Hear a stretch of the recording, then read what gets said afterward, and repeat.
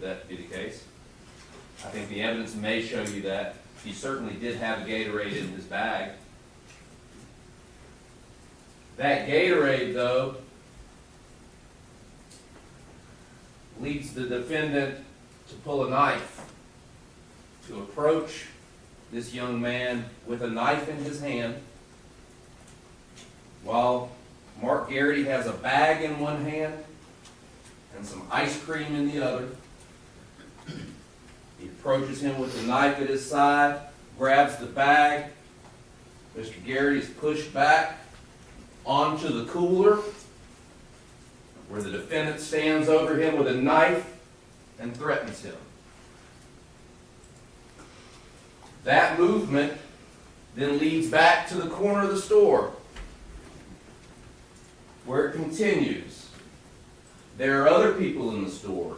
There's a toddler in the store, walking around, while his dad's in the store, or someone's in the store with the child, looking for a cell phone.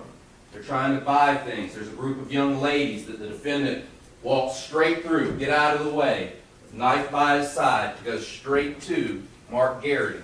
Before Mark Garrity's even made it to the register, made it to the door, he's approached with a knife.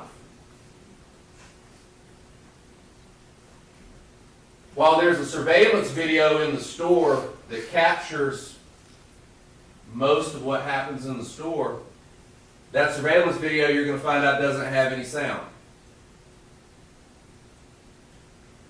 There's a third person who's kind of involved in this altercation to a little bit, and that's one of the defendant's employees, Nathan.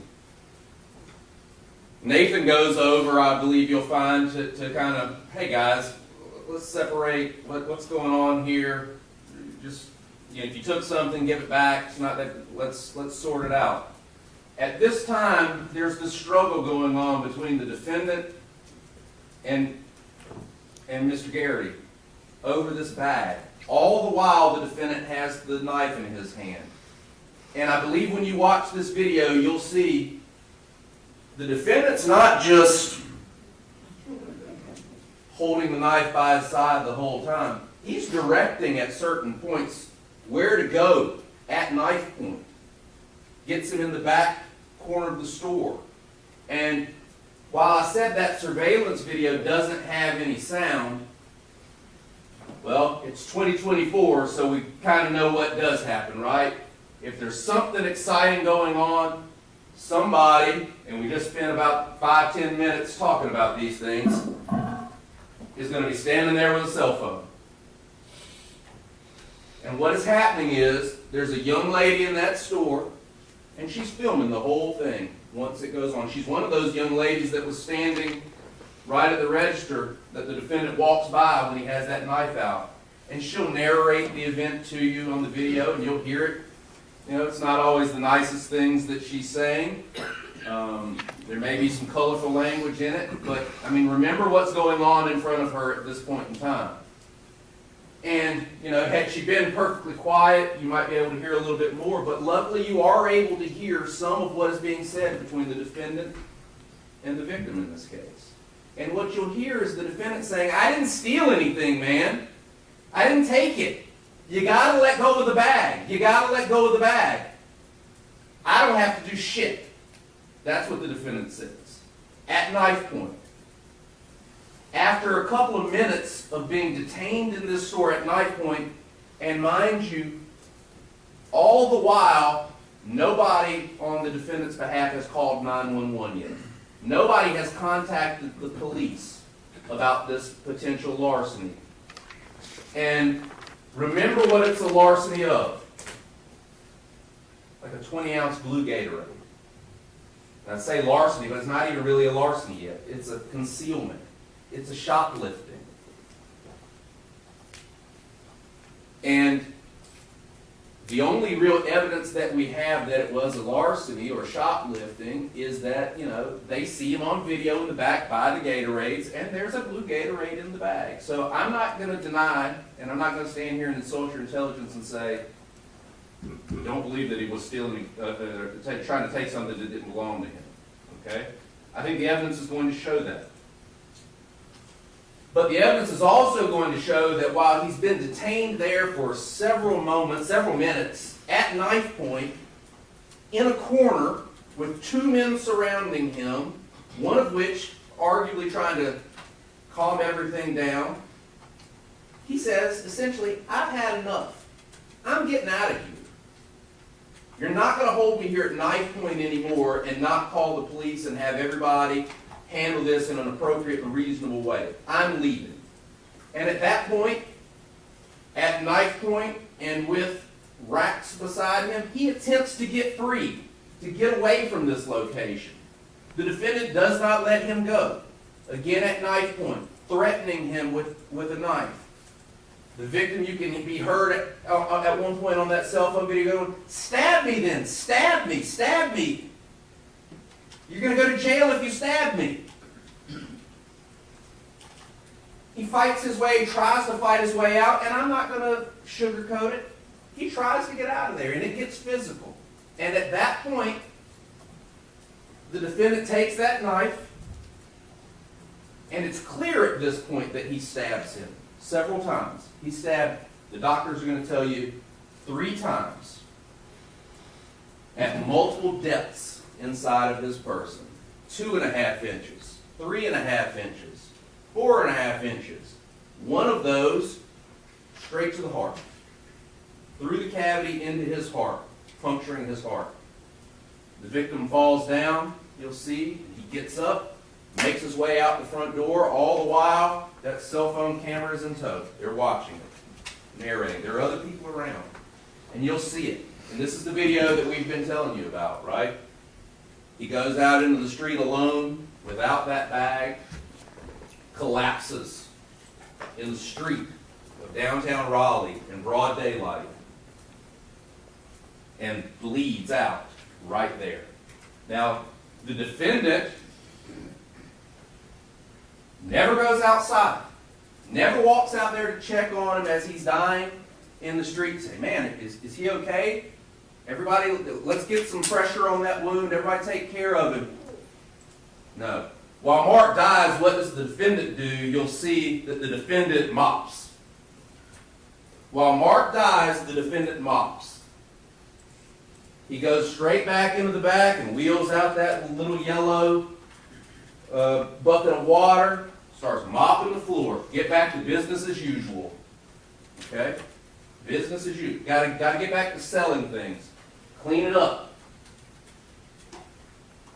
So, you're going to hear that this happens. You're going to hear the video. You're going to hear the people in that video and what they are seeing, their present sense impression, the things that they are observing at that scene, their emotions, what they saw happen, what their reaction to what they're seeing happening is.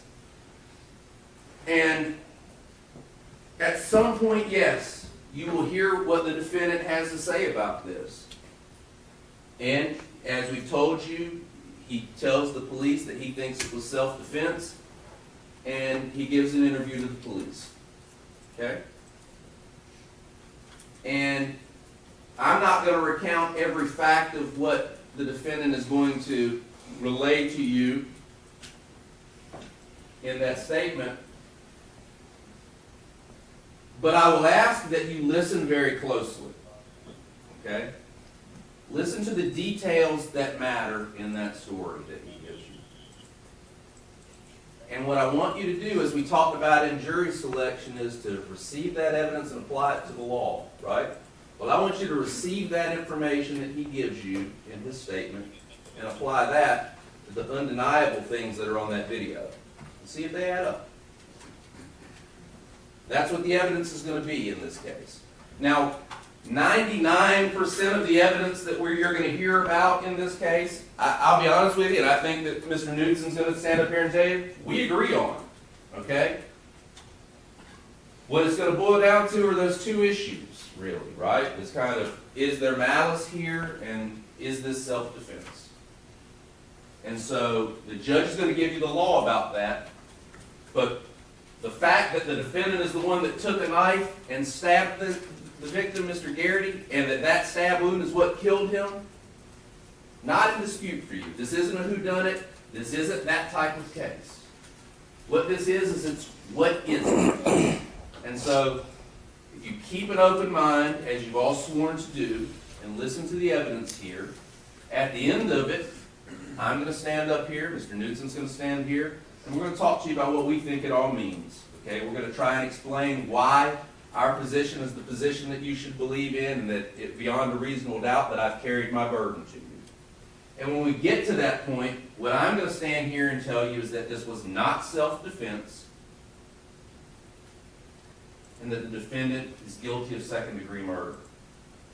So I want you to listen closely to what he says, pay close attention to the video, and I would also ask you to pay close attention to what the other witnesses who are present don't say they heard, and the things that are not found at that scene. Because one thing that the evidence is going to show you is that Mark Garrity never had a weapon. Mark Garrity had ice cream, and Mark Garrity had a Gatorade. But he never had a gun. He never had a knife. The only person who instigated this event, you'll see through the evidence, is the defendant with a knife. And so, again, thank you. I know it's been a long time getting to this point, but now that we're here, you actually get to do the work, and we appreciate it. And again, at the end of this, I'm going to stand here, and I will ask you to find the defendant guilty of second-degree murder. Thank you. All right, thank you, Mr. Diak. Will there be an opening statement? There will be, Your Honor. Can I have the lectern, please? All right. This jury with Mr. Newton. Thank you. Thank you, Sheriff.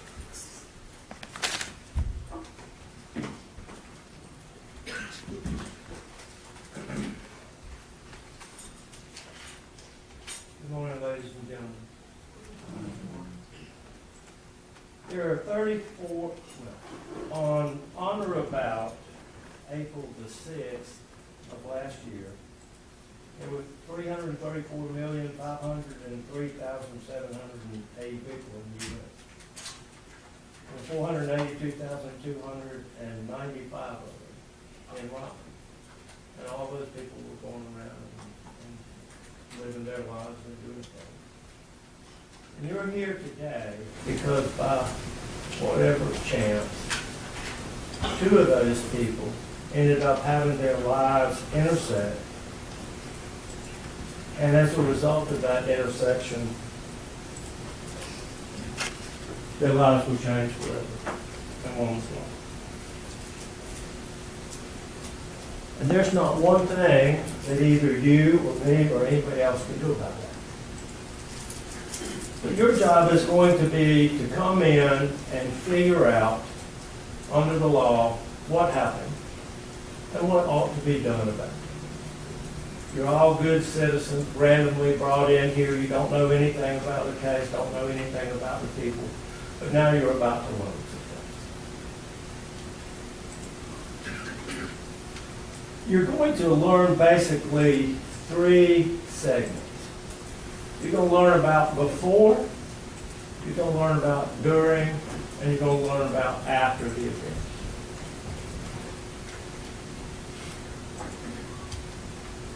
One of the things that you're going to learn about this man is something about his background, his history, and what he done. And you will hear from him that he was born in Gaza, in Palestine, to the extent that that country actually exists. He was born in 1963 and lived there until he was about 3 years old, and his parents took him to Kuwait, where there was more opportunity to do that. He lived in Kuwait until 1980, and then he moved to the United States of America. Pursue that dream that so many people around the world want. To come to this country where there's freedom, where there's opportunity, and where those people who are willing to work hard and do right can succeed and thrive and prosper. When he moved to the U.S., he started college at Shaw University. He attended school there until about 1982. And between 82 and 83, he was at East Carolina University studying electronics technology. In 1984-85, he obtained an associate's degree in electronics from Wake Tech. And finally, in the school year of 86-87, he was given a BS in business management and accounting from Shawnee University. When he got that degree, he was attracted to go back to the Middle East to work. He moved back to Kuwait, and he worked in the shipping and trading industry and was doing well. But his time in the United States of America was a strong draw. He was in Kuwait in 1990 when the Iraqis invaded Kuwait and lived through that. And while he was there doing that, he actually took it upon himself to help smuggle numerous American families and people out of the country where they don't. In 1988, he moved, in 2000, he moved back to the United States of America, where he opened up some businesses. His businesses were selling things to people, operating in stores. He has been in that business ever since. From 2005 until today, he focused his attention on operating stores in downtown Raleigh. The store that he's operated is the subject of this event, or the location where it happened, is Taz's store. It's at 207 South Wilmington Street. And he's been there for 17 years. In 17 years, he's seen businesses come and go, and more go than come. His store serves a function to the people of that area. It would otherwise be a food desert. In fact, if you were down here, I know you can't go there, but if you could, there's very few places in downtown that you can buy anything. Buy soda, buy bread, buy whatever it is that you need.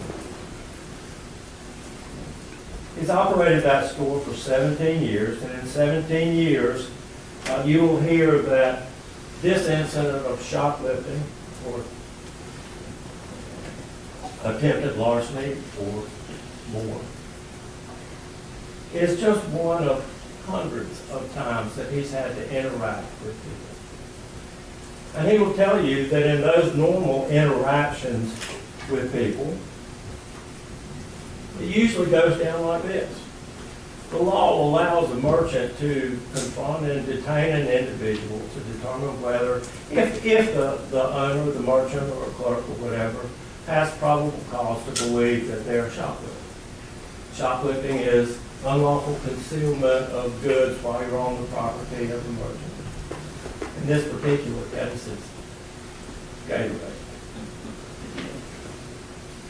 And the way that most of those interactions go on with Taz, and in fact probably most merchants, is that when somebody is suspected of doing that, they are interdicted either by the clerk, the store owner, store security,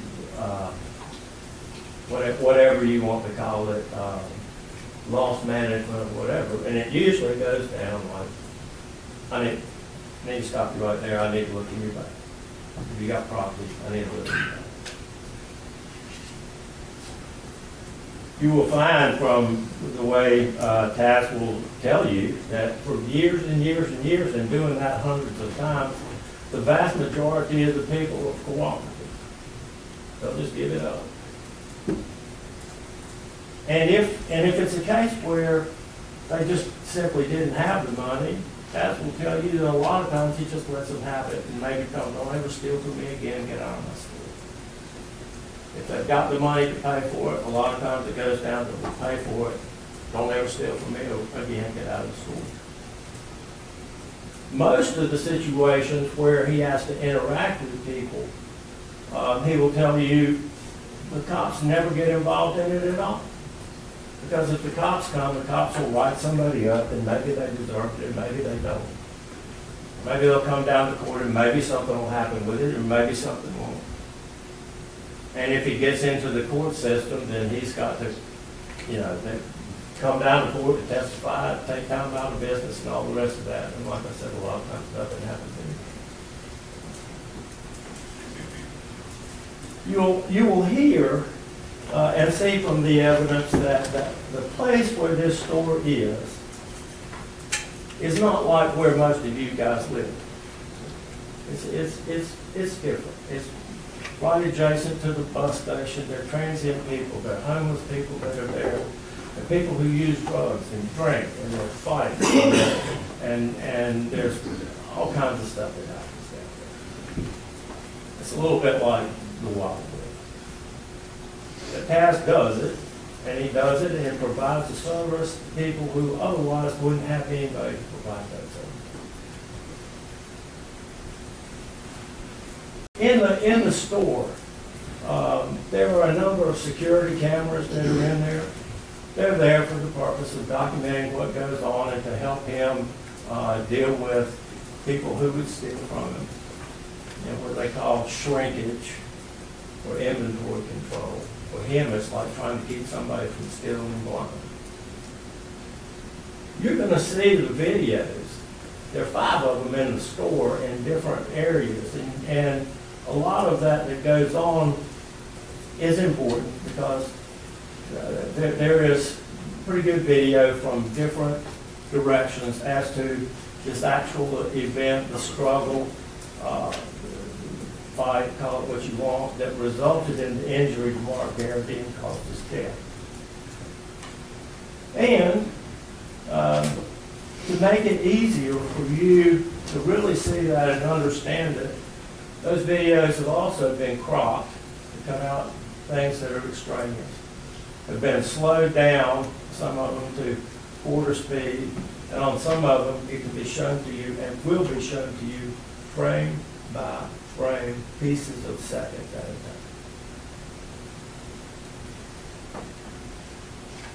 In terms of things that happened before that, you will also find out that Taz has a fair amount of interaction with law enforcement.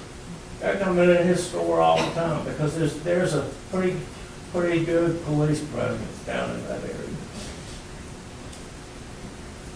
In this particular case, even though there were efforts to call, and the woman who was doing the cell phone video, when Taz yelled out, "Call the police," yelled back, "They've already been called."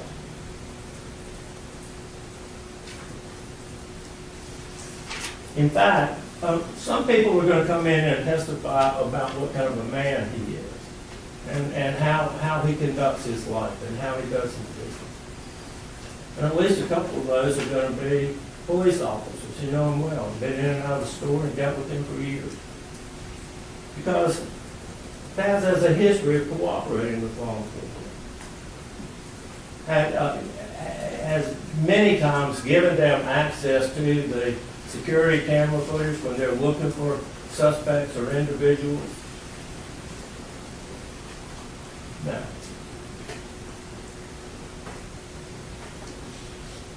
I don't know a lot about Mark Garrity other than the fact that he's a young man and he died in a bad way, and it didn't have to happen. We do know, and I believe the evidence is going to show, that he did have an addiction to various controlled substances as well. Some of his medical records are available, and they will show that. The records will also show one of the things that is going to be an issue that you're going to have to sort out is, well, why did this go down the way it went down? Okay. Because in essence, what happened was, on the store video that was available to Taz, he saw Mark Garrity take some of his product. It was a drink. The first one that's clearly on video is a Powerade. And he takes it and he looks at it. He has it in his hand. He has the bag in his hand.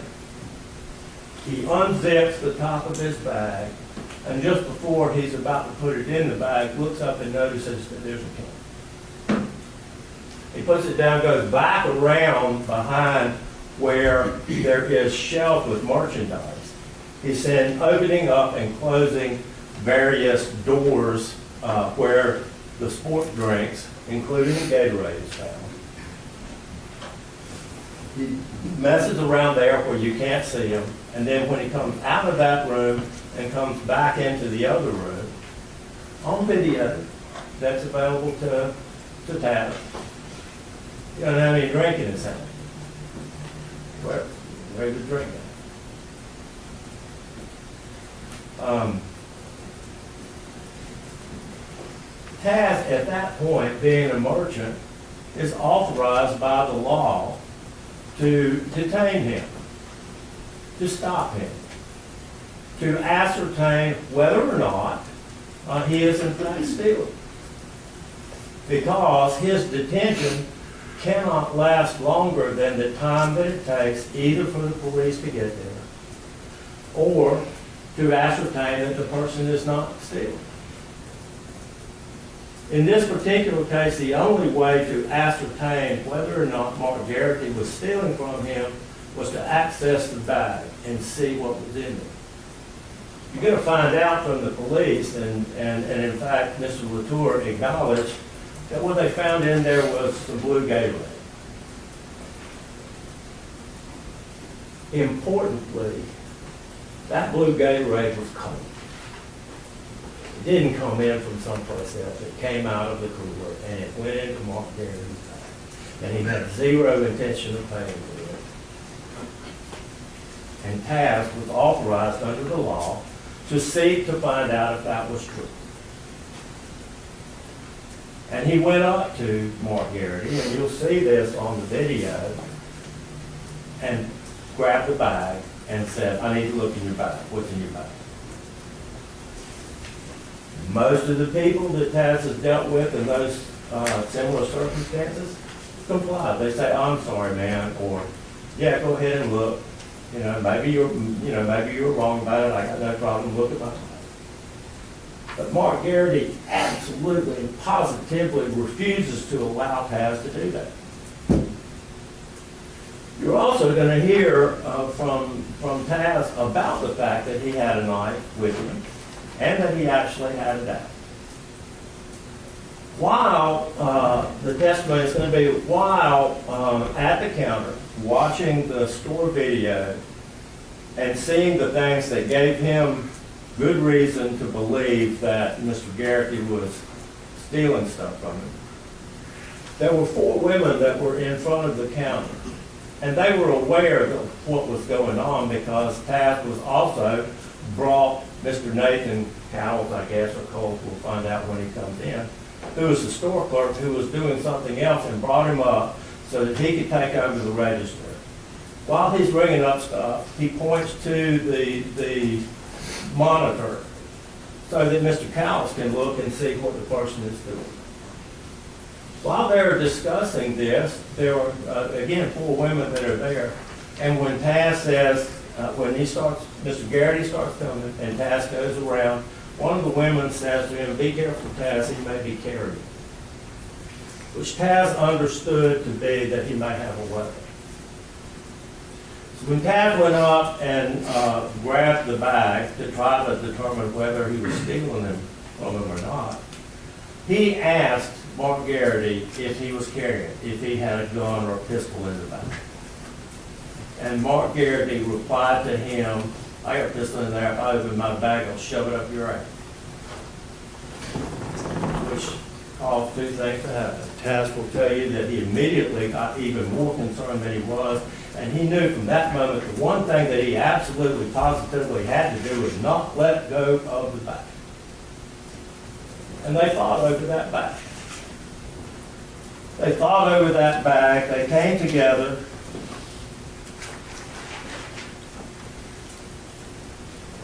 And for about a minute and a half, they were struggling over that bag.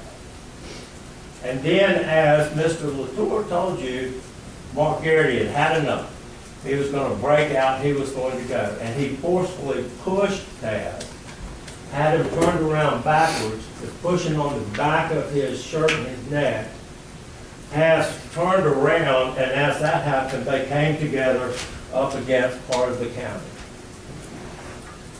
And the video, we would say, depicts where he got injured the first time as a result of them coming together. Taz was at that time, and earlier, you will see that he had his knife, and he was not attempting to harm Mark Garrity with it. The only thing that he was doing was trying to cut the straps of the bag so that he could literally cut the bag away from him. As a matter of fact, in the course of it, there's evidence that shows that Taz got cuts on his hands because of what he was doing. But when Taz finally was able to cut that bag away and pull it loose, instead of just running out the store, Mark Garrity came, charged him as Taz was bending over and hit him forcefully in the head. And at that time, Taz, you'll see, just tried to get him off of him. And in the course of that, there's like 3 seconds. This entire thing happened between 3:40:03 in the afternoon and 3:40:06. You will see really the moment where Mark Garrity, the knife struck him in the chest, and it tragically went between 2 ribs and hit him in the heart. At that point, he does back up, holds his chest, and turns to go. And Taz just comes and looks at him to make sure of what he's doing. And then at that point, instead of running out the store, Mark stops and comes running up and does a karate kick and tries to kick Taz in the face. Falls flat on his back. Then realizes, I guess, that it's over and he needs to go, and he runs out to the street and collapses. Now, that big question is going to be, why did this go down so different from all the other regular piddly shoplifting cases where somebody may just get a slap on the wrist with it? What was going on in Mark Garrity's head at that time that caused him to fight so hard for so long? The 2 things you're going to find out, and this is kind of before, one of them is before and after, and the other is after. You're going to receive evidence that 1 week to the day before this happened, Mark Garrity was in this very courthouse, and he pled guilty to felony breaking and entering and larceny, and was given a suspended sentence, and he had a sentence of 5 to 15 months hanging over his head. He was put on probation, and probation has terms. And among those terms, and the most important of those terms is, do not commit any other criminal offense in this or any other jurisdiction. Shoplifting is a crime. Stealing is a crime. So for Mark Garrity, it was not going to be a slap on the wrist. It was not going to be something that would come down to this courthouse and then just get overlooked.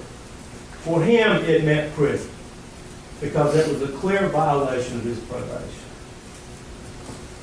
You will also hear from the testimony of the pathologist that at the time that he died, they routinely, in the medical examiner's office, they draw blood and they check for alcohol and drugs. And in this particular situation, when they did that checking, they found he had cocaine and fentanyl in his system. So when you're trying to figure out why this thing went down, you will have evidence that this was going to be of major effect to him, and he also had the mental effects, whatever you determine them to be, of having cocaine and fentanyl in the system. The store videos will begin, and there is a total of about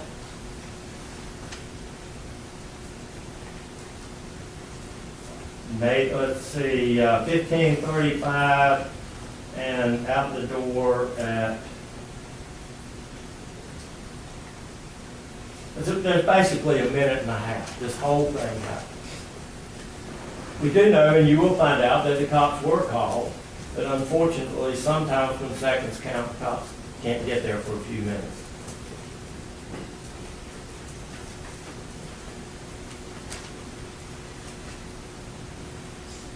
In the after, you will see, tragically, Mark Garrity lying in the street, and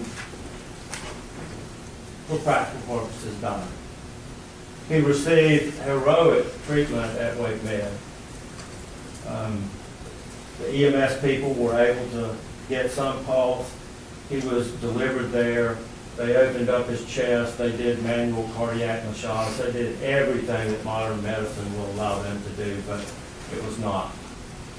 By virtue of exactly where that injury was, it was not possible to save.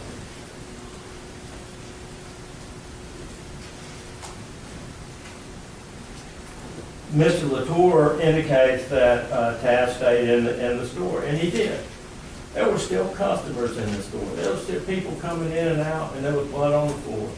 And he didn't want people stepping in blood. I mean, people were really concerned about that kind of thing. He cleaned up and tried to make it more safe for people. When the officers came in, he was very forthcoming to them. He said, listen, man, it's on video. You can go up. He had no problems. Gave them the video. Gave them his knife. Showed them where he had apparently injured himself. He talked to several police officers there, told them what happened, did everything that he could do to be cooperative. One of the officers was there, had the opportunity to pick the bag up that Mark had, open it up, and yes, indeed, there was a bottle of Gatorade, and yes, indeed, it was cold.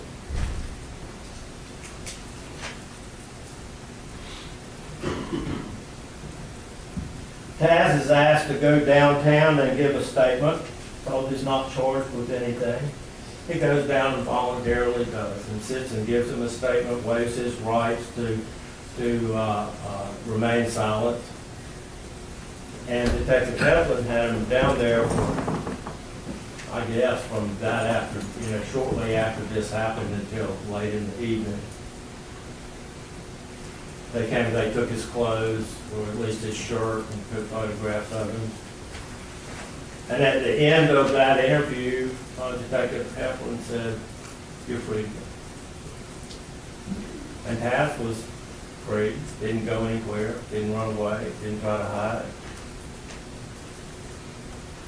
No charges were filed against Taz until April the 19th, almost 2 weeks later.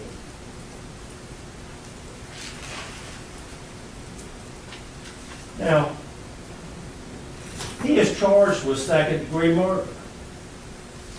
And again, I mentioned to you that by virtue of his being a merchant, he is authorized under the law. It's not just like some kind of general principle or something. But the law says a merchant or merchant's agent or employee who detains or causes the arrest of any person. Objection. Sustained.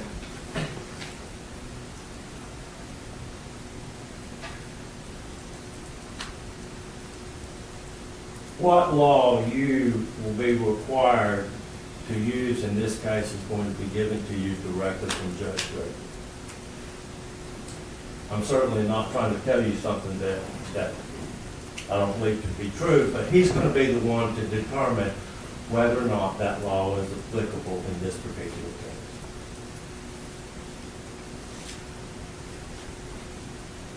We would submit that the evidence is going to show that Taz did not act with malice. He didn't want anybody to be hurt.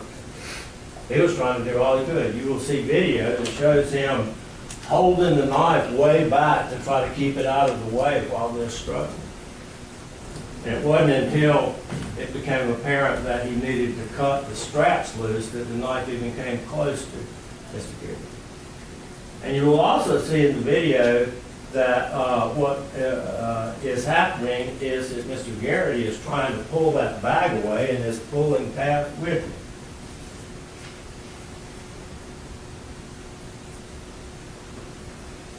Taz will testify that he never wanted to hurt anyone. He certainly never intended to kill anyone. To begin with, all he wanted to do was to get the bag, especially when he thought that there might be a gun in it. And Mark Garrity wouldn't give it up. And the evidence is going to be that Mr. Cowles came down and he joined into it, and they were in there, and it's not that he was trying to break it up or whatever. He was also telling Mark Garrity, give up the bag. Drop the bag. But Mark simply would not. And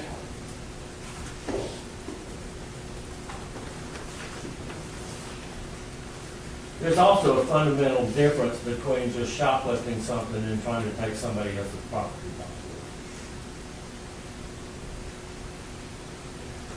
We would submit that when Taz did what he did what he had to do. When Mark Garrity at the end was charging him, and when Mark Garrity was fatally wounded, he was attacking Taz. Taz was in a defensive position, head down, being struck in the head. You will also find out that from the evidence that Mark Garrity's less than half this man's age. You will also hear that before he went to work late that day, Taz was having cancer treatment and was receiving intra bladder treatment for bladder cancer, where he had to go to the doctor's office and be catheterized and infused with chemicals to kill cancer. And that has effects.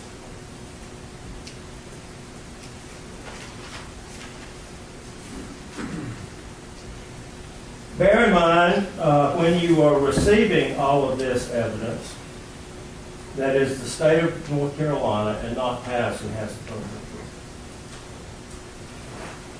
Not only would the state have the burden of proof beyond a reasonable doubt that Taz did something unlawful or illegal, they will also have to prove beyond a reasonable doubt that when he did what he did, he was not acting in self-defense. And again, Taz has no obligation to prove his innocence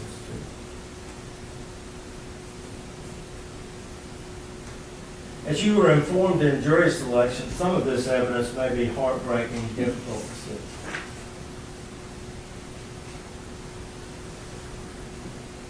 I suspect everybody would give anything they had not to be here, not to have to go through, not to have to see what will be stated, and not to have to make the decisions that need to be made. But as all of you have indicated, that you understand that it is your civic duty to do this difficult task and to render a valuable service to the community. We believe the evidence will show that Taz was where he was supposed to be, doing what he was supposed to be doing. He was not looking for trouble, but trouble came and found him when Mark Garrity came in to steal from him. After you've carefully considered all of the evidence and listened to the law that's been instructed to you by Judge Gregory, we will ask that you then return a verdict not guilty. All right. Thank you, Mr. Newsom. All right. Thank you, Sheriff. All right, ladies and gentlemen, we are going to take our break now. And we're going to come back and begin with the presentation of evidence. Once again, please do not express an opinion, do not form an opinion, do not discuss the case. We'll come back at 11:45 to begin with the presentation of evidence. Everyone else remains seated while the jury leaves the courtroom. If you'll leave your pens and pads and your chairs. See you at 11:45. Everyone else remains seated.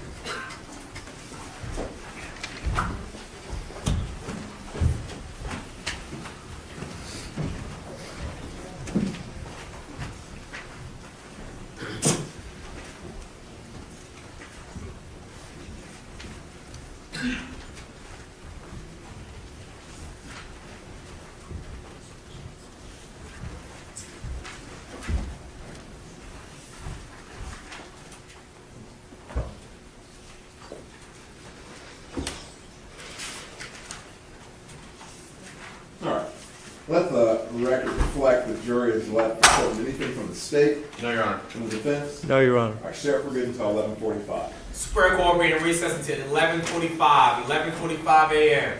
Thank you, Sheriff.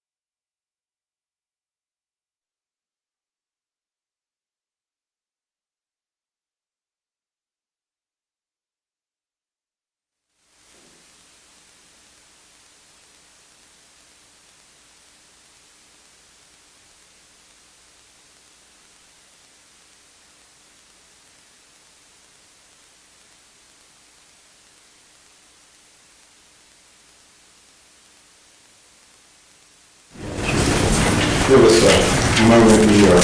We've got some technical issues on our folks. Sure.